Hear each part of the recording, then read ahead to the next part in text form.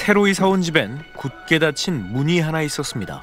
그 방에 절대 들어가면 안 된다. 신신당부하더라고. 저번 집 주인의 물건들을 임시로 맡아두었다는 그 방. 그런데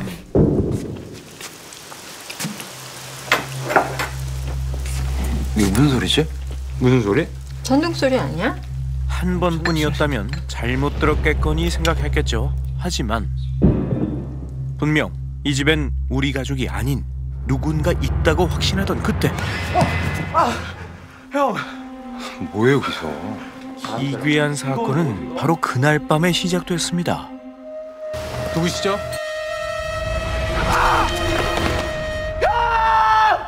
괴한들에게 납치됐다. 멀쩡하게 풀려난 형. 허나 다시 돌아온 그는 완전히 낯선 눈빛을 하고 있었으니 그 사람 당신! 형 아니야. 디렉터스 컷 오늘의 영화 기억의 밤입니다. 왕년의 코미디 유망주가 스릴러의 칼을 품고 돌아왔습니다. 2000년대 초반 라이터를 켜라와 불어라 봄바람 이 두 편의 영화로 주목받았던 장항준 감독. 그가 마치 이 작품의 등장인물처럼 180도 달라진 면모로 구현한 셈인데요. 자, 이러한 변신은 어쩌면 감독이 담고자 했던 메시지의 무게 때문이었는지도 모릅니다. 이런 날씨에 무슨 산책이냐고 왜 말리지 못했을까? 누구시죠? 평소 다리도 성치 않았던 형 유석이 험악한 사내들에게 끌려간 그날 밤, 한 발 늦은 동생 진석은 아무 일도 할 수 없었습니다. 최수생의 빠릿한 두뇌를 불가동하는 것 외에는 말이죠. 하지만 답답하네 진짜. 그 번호는 없는 번호예요. 거기다 설상가상, 평소에 신경쇠약으로 약을 복용한다면서요? 치료 잘하고 있는 진석의 정신질환을 걸고 넘어지는 형사들. 그런데 형이 납치된 지 정확히 19일째 되던 날 아침, 형이 돌아왔다. 하지만 형은 지난 19일간 무슨 일이 있었는지 전혀 기억하지 못했다. 대체 무슨 일을 당한 건지 기억과 함께 증발한 납치 사건의 단서. 허나 진석은 형이 무사히 돌아온 것만으로도 다행이라 생각했죠. 준서가 너 뭐해? 형. 아무것도 아니야. 그런 유석이 섬뜩하게 느껴지기 시작한 것은 잔다. 하루도 거르지 않았던 치료약을 흘려버린 그날 밤이었으니 동생이 깊이 잠든 건지 아닌지 아찔한 방식으로 확인하는 그의 모습엔 다정했던 형의 흔적이라고는 없었습니다.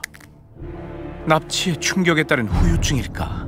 설마 하던 그 순간, 이럴 수가. 잘못 본 게 아니라면 저 사람은 분명 형이 아닙니다.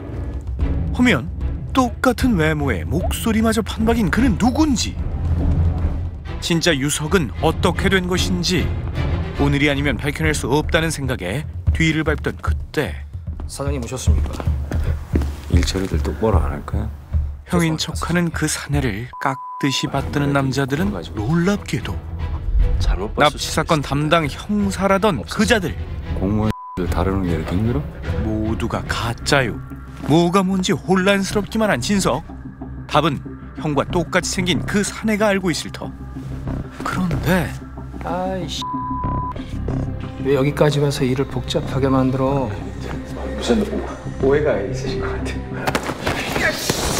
그마저 붙잡힌다면 어디서 어떻게 된 건지도 모를 형과 같은 운명을 맞게 될 상황. 어디야? 사력을 다해 추격을 따돌리고 숨을 고르려는 찰나, 몰래 뒤에서 덮친 괴한의 습격으로 기절하고 맙니다. 그리곤 자신의 방에서 정신을 차리는 진석의 모습에서 첫 번째 디렉터스 컷이 시작되죠. 진석의 공부방 내부를 잘 봐주십시오. 이 영화의 미술팀은 특이하게도 각각의 벽마다 다른 무늬의 벽지로 도배했는데요. 어떤 면을 보느냐에 따라 그림이 달라지는 방 내부의 모습은 인물의 기억이 실제인지 꿈인지 관점에 따라 달라지는 이야기 구조와 닮은 꼴을 이루고 있죠. 왜 이렇게 놀라? 어제 일이 이리도 생생한데 꾸밀 리는 없고, 그렇다면 형을 연기하는 저 사내의 술수는 보통 교활한 게 아닙니다. 민서가 너 혹시 또 이상한 꿈 꾸고 이러는 거면은 또라는 건 무슨 의미일까? 그런데 어느 틈엔가 사라진 그자의 기척, 그리고 잠시 후 다리가 성취하는 사람이라곤 믿기지 않는 운동 능력으로 단숨에 진석을 제압하는데, 민서가 다 실제가 아니야. 어? 내 기억은 이렇게 선명한데 그거 어떻게 설명할 거야? 진석이 너 약 먹었어? 어제? 어? 맙소사, 그게 빌미를 남길 줄이야. 그렇다고 순순히 인정할 수는 없었죠. 조금 있으면 엄마 오실 거야. 쉬고 있어. 빈틈없는 가면에 가려진 음험한 흉계.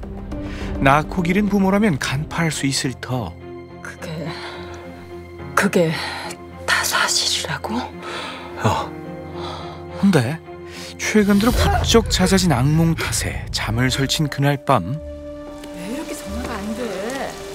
평소와는 딴판인 엄마의 목소리. 게다가 아까 나한테 확실히 그랬다니까. 형이 자기 형이 아니라고. 나를 제외한 가족 모두가 음모에 연관된 걸까? 아무튼 들키지 않고 한시바삐 이곳을 벗어나려던 그때, 어디 가는 거야? 친구 좀 만나러요. 친구 누구? 여기서 두 번째 디렉터스 컷이 시작됩니다. 감독은 이 작품을 빌어 우리의 현실에 대해 말하고 싶다고 했습니다.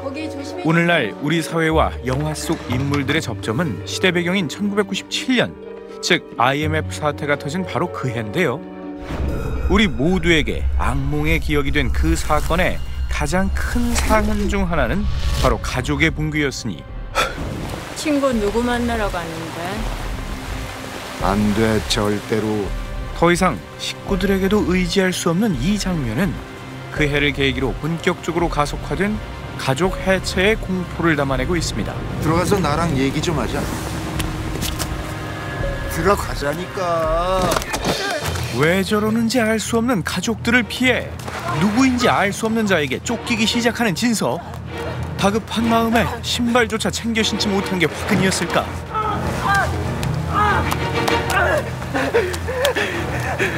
구원의 불빛은 지척에 있건만 연거푸 넘어졌던 다리에서는 어느덧 힘이 풀리고 있었습니다.